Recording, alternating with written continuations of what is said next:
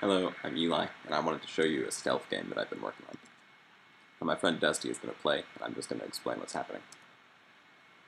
Keep in mind that a lot of this stuff is work in progress, some stuff is just missing entirely, so, bear with me.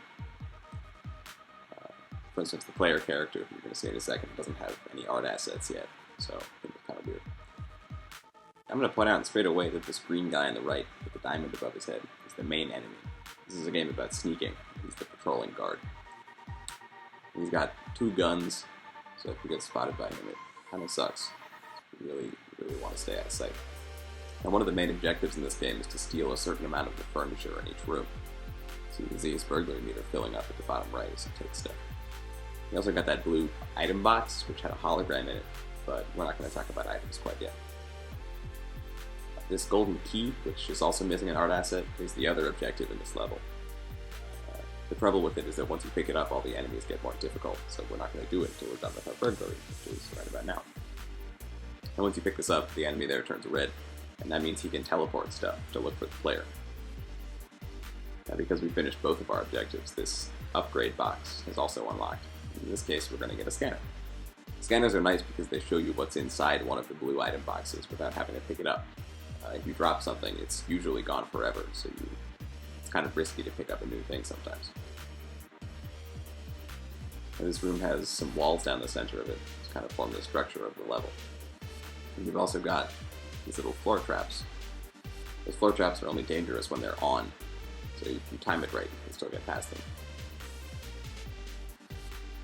And you can see this blue box here at the bottom labeled as a freebie because we got that scanner earlier on. The freebie has a very special value to it in this game because normally when you lose, you're not allowed to retry a level. All of these are randomly generated, so if you lose, it's permadeath. You can't try again. But if you have a freebie when you die, you can respawn with 25 health and kind of get one last chance.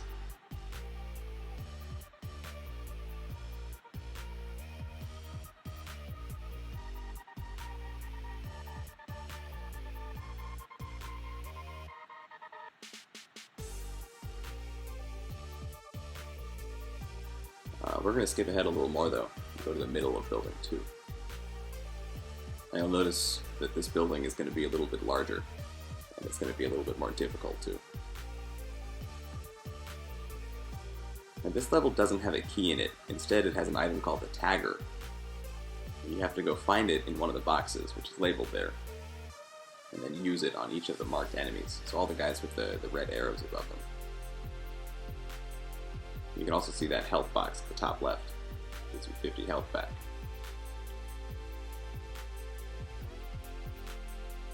Now he's got more than one item slot now because he got some upgrades in some other levels. Jeez, shot. Got some upgrades in some other levels. And that guy's been tagged, so he's got a check mark instead of an arrow. Grab this health box real quick. Let's see if we can get this guy. See if I get the rest of the stuff in this room. Oh. Those guys are going nuts because they both saw him. Just moving stuff everywhere. Oh, now, these sliding walls are usually a bad thing because they block you and hurt you if you run into them. But in that case, those bullets from the enemy actually got blocked by it. I'm going to use a sprint to get away really fast here. Sprint gives you a 10-second movement bonus. Tag this last guy, and only have a little bit of stealing left to do. We're good to go. But first, we have an upgrade to get.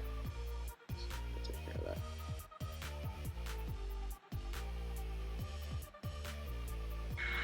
So you can see when he drops the tagger here, it stays in the level and you can pick it up again. Normally items don't work like that. The tagger is required as an objective, so you have to be able to get it again.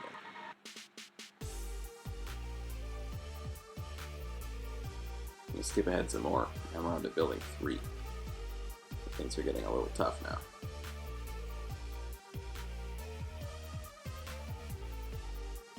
He also doesn't have all that much health at this point. There's no health packs in this level, it doesn't look like. So he's going to have to be especially careful. He has this item selected called Invisible. which lets you turn invisible and invincible for as long as you want. The trick is you can't move while you're invisible, so you can only kind of wait out a bad situation. You can't use it to make an escape. Most items, though, have a plus version, which does something nicer. So Invisible Plus only lasts for 10 seconds, but you can also move. So it's got some different uses to it. You can see the key there at the end of that long hallway with the guard. It's going to be a bit of a problem later on, but we don't really have enough burglary yet to go for it, so we're going to wait off. Now right there, he had a regular sprint, but there was a sprint plus that had been scanned right next to him, so he traded up. Sprint gives you a 10-second speed bonus, like we said before, but Sprint Plus gives you the same bonus even if you're crouching, so you can hide behind low cover and zip around at the same time.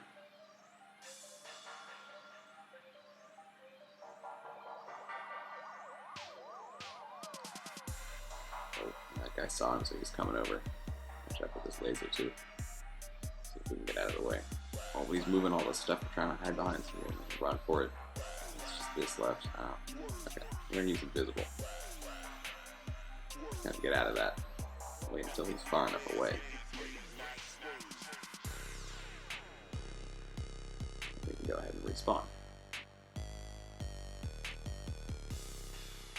So this L desk is especially valuable because it's so big, but it's blocking this laser wall. So if you pick it up, that wall will extend until it hits something else. But it's probably worth it in this case, since that desk is worth enough. Probably about time to deal with this key. So he's going to get his Sprint Plus ready to make a quick escape.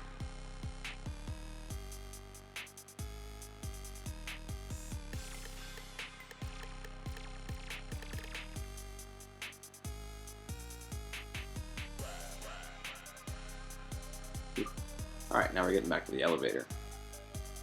But it looks like he doesn't quite have enough stuff yet. He still has 97% burglary. It looks like there's nothing left in this whole area, so he's gonna have to go back to the middle. Take a few more things. Now, since this is a game about procedural content, it's really important that kind of interesting stuff happens like this. So there's lots of little bits of the design in the game that kind of encourage memorable situations like this to happen.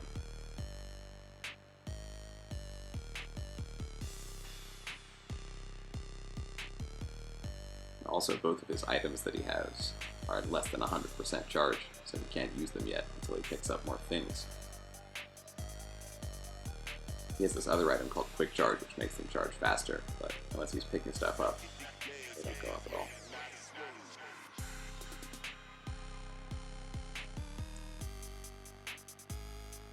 Alright, looks like it's time to go for it.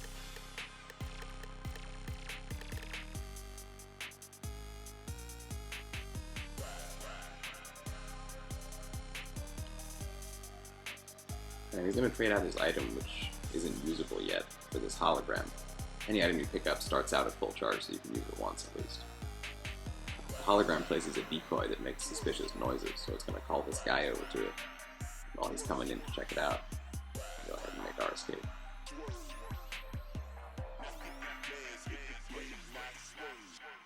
Now that we've got enough stuff stolen, we can go ahead and get past this wall. It looks like we are home free. And I think that's going to be about it for this video, but if you're interested in seeing the full recording with all the floors we skipped over, you can email me at 2darray@gmail.com. Thanks for watching, and have a nice day.